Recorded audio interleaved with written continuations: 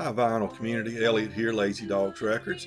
I thought I would just shoot a little video showing a few recent acquisitions from various sources, and I'll share that with you now. This won't be a very long one. First of all, big shout out to Mike over at Jam on Vinyl. Mike had a contest going and finished up a week or so ago, and I won the mono record. You know, Mike's really into mono records, and he drew a winner for his contest, and then he drew a second winner to receive a mono record, and I was that recipient. I want to tip of the hat to the U.S. Postal Service too. Mike's way up in New York. I'm down far south into North Carolina. He shipped that thing on the 2nd of March, media grade, whatever you call it,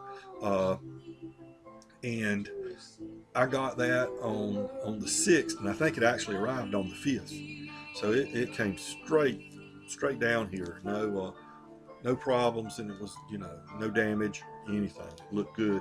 So I was really pleased with that. And what was even more pleasing was what he sent me. Look, folks, this is from Record Store Day in 2017, I believe it is. Rolling Stones, Big Hits, High Tides, and Green Grass. I see this album out in the wild a lot, but it's always beat to death because, of course, when everybody got home, or everybody was having a party at their house, or they got home from a night out and they weren't ready to go to bed yet, they put on the Rolling Stones.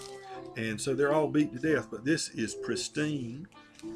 As I say, it came from Record Store Day, and let's see if it says anything. It's Record Store Day exclusive limited edition, the 1966 Legendary Hits LP, including 4 number ones, featuring the original artwork and 4-page photo booklet. It's 180-gram green colored vinyl. And there you can see, I'm not going to take it down off the inner cover, but green vinyl. I cleaned it because I just do that. I don't think I really needed to, but I did anyway. I cleaned it, put it on the turntable, and it played perfectly. Not a hiss or a pop, nothing. But just a great album. I mean, this has got Paint It Black, It's All Over Now, Not Fade Away, Satisfaction, Get Off of My Cloud, 19th Nervous Breakdown, Lady Jane, Little Red Rooster. Oh my gosh, killer album. So Mike, thank you so much for this. I greatly appreciate it. I also bought a few records on DISCOGS. I was trying to fill in some gaps in my collection, and whenever I do, I'll go on and I'll find a dealer that's got a really good price on what I'm looking for. I'm usually looking for something VG, what they're calling VG plus. If it's near mint, that's even great. That's great. I don't usually buy anything VG on DISCOGS. Why? Even though I'm not a stickler, everything doesn't have to be perfect when I'm paying only, a few dollars for something. But I find that whenever you're on DISCOGS, so many dealers, I don't think they do it intentionally, but when they grade, of course they're grading visually. They're not grading listening. I can't if they've got any large amount of records to sell. And you'll miss stuff when you're grading visually. Stuff can look beautiful, but when you get it on, there could be a loop or a skip, or it could be service noise you didn't expect to hear. And then sometimes you can get records that they've got lots of light scratches and stuff, and you can see fingerprints on them and stuff, and you think, oh, this is not going to play good. This is going to have so much surface noise. Put it on there and they play great. And of course the opposite of each situation can be true. So I tend to, if I see very good plus, I'm thinking it's going to be very good. If I see near mint, I'm thinking it ought to be very, very good plus maybe. But I'll look on there, I'll find something I'm interested in, and then I'll see what kind of deal they've got as far as shipping. Oftentimes they'll say $5 order as many as you want, or some other deal that, you know, pretty reasonable. This one was $5 for 1 to 2 albums and $1 for each album after, which I thought was a little excessive. But he had what I was looking for. So after I ordered it, and I'm looking at the $1 to $5 records, and I picked out 6 records that he had that I wanted that were all graded at very good plus or near mint, and they just weren't high demand, I guess. And it was going to be $9 shipping, which is too much, you know. Media mail is going to be, well, the record Mike sent me, the media mail was $330 something, $339, $333, something like that. And, you know, a record doesn't weigh that much, so if you put a few more in there, it's not going to make that much difference. I think when this guy shipped me these 6 records, the media mail cost was $449 or something like that. So, but, you know, he's also got packaging and his time and effort and things like that. So I thought $9 was a little excessive, I think. So I went ahead and ordered. But then I sent him a note, and I said, since I ordered, you know, 6 records, can you cut me a little slack on the shipping costs? And he did. You know, I was going to buy it whether he did or not, but I figured, why not ask? Do you think I was being rude by asking? Because the deal was already made, but I just thought, you know, it's not going to cost him that much to ship this. He's going to put it all in one package. And so he you know, sent me back. He said, I refunded you $3. So $6 to ship 6 records. So I didn't think that was too bad. And all the records were $2 or $3. I got this Dave Edmunds record. We've been talking about power pop and stuff, and Dave Edmunds came up with Nick Lowe, you know. And I'd never heard of the Information album. This is one of his later albums, 83. So I said, what the heck? For $3, I'll get that. John Hammond, son of the great jazz patron, I guess you'd say. Great blues, acoustic blues man. This is John Hammond's Source Point on Columbia. I can't remember what year this was. Don't see it here. I'm wanting to say it was about 70, 72, something like that. But he does some good blues on there. And I've got a couple albums by him, and I've liked what I've gotten so far. On an earlier video, I was talking about how many times I bought this album and had to discard it. This album got loved so much over the years. I could not, I'm paying $1.50 for them, you know, buying them in the dollar bins and things like that. But either they've got a skip in it or a loop, or there's so much surface noise it's hard to appreciate the album. So this was advertised as very good plus. So I haven't played it yet, but we'll see. So I said, okay, I'm gonna really go out on a limb here. I'm gonna pay counting shipping. It's gonna cost me $3. But I love the album. I love the Moody Blues. And so hopefully I won't have to keep looking for that album anymore. Always looking for the great honky-tonk country singers to try to fill in any gaps I've got there. And I didn't have this Moe Bandy album. Moe Bandy is one of the great country singers, and this is it's a cheating situation, very appropriate. And how many of us had a haircut like that in 1973 or 2? So Moe did, and I probably did too. I didn't have that much hair even then though. But the albums I was really after were 2 albums I was really after that were to fill in some gaps in my collection. Norman Blake, Whiskey for Breakfast. This was his 2nd album, solo album, I believe. And I already cleaned this one up and play graded it and everything. And it play graded to me by out, even though it's advertised as very good plus. I put it very, very good, which is kind of in between very good and very good plus. It's just my own personal thing. I wouldn't call it very good plus, but it's a good, very good.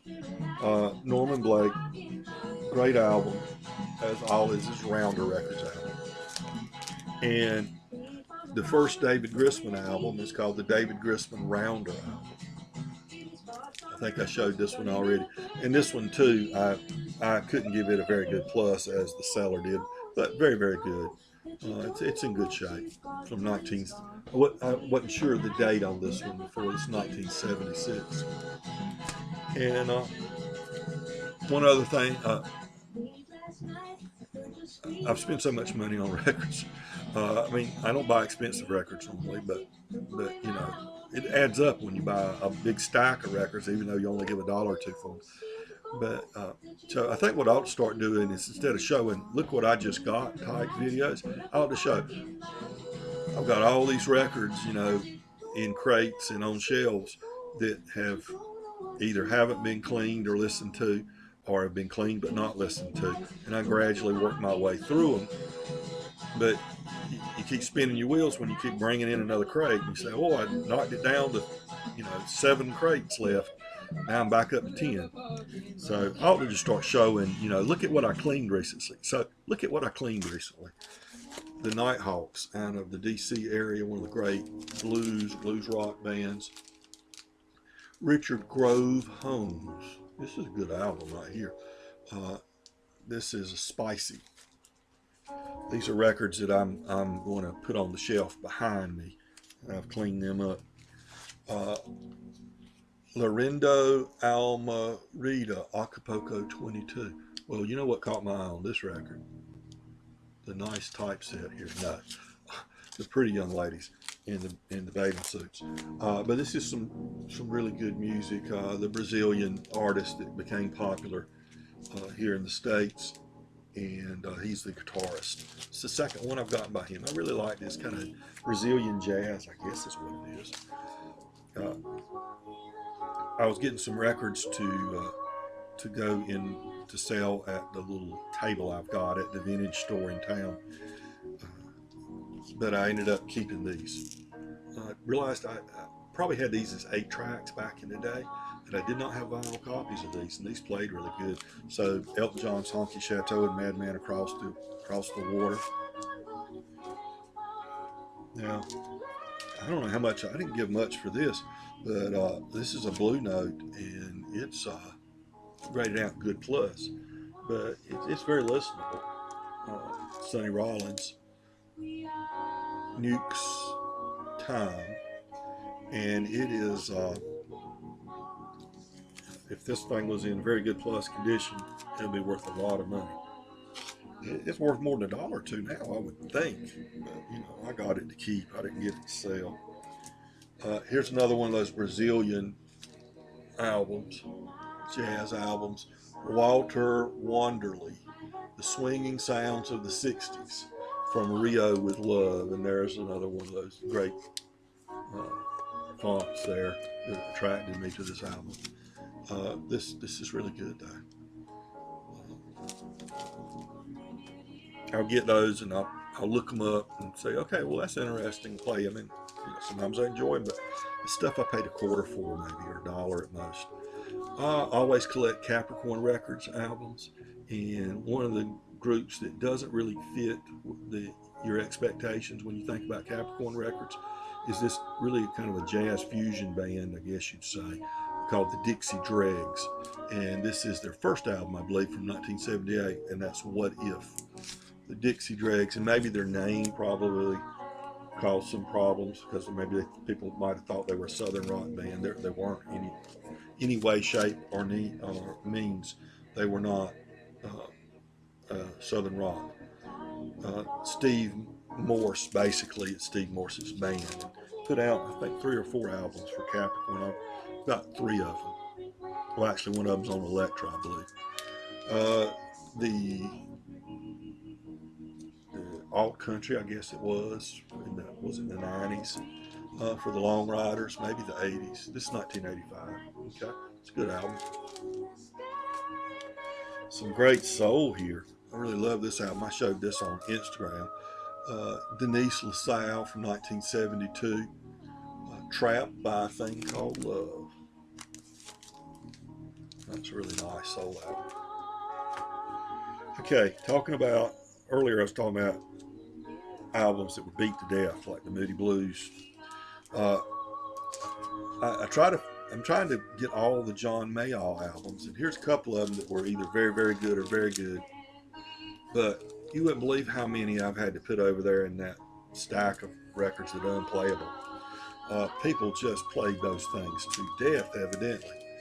Uh, they were definitely well loved. And finally, you gotta love Porter Wagner. I showed this on Instagram too, I believe. And he had great album covers. And you underestimate Porter at your own peril. Skid Row Joe, Down in the Alley, from Porter Wagner from 1970. And there he is, dressed up as his alter ego, I guess you'd say, Skid Row Joe. So that's just a look at some things I picked up recently, everybody. Take care. Remember, be kind to your neighbors, and we're all neighbors.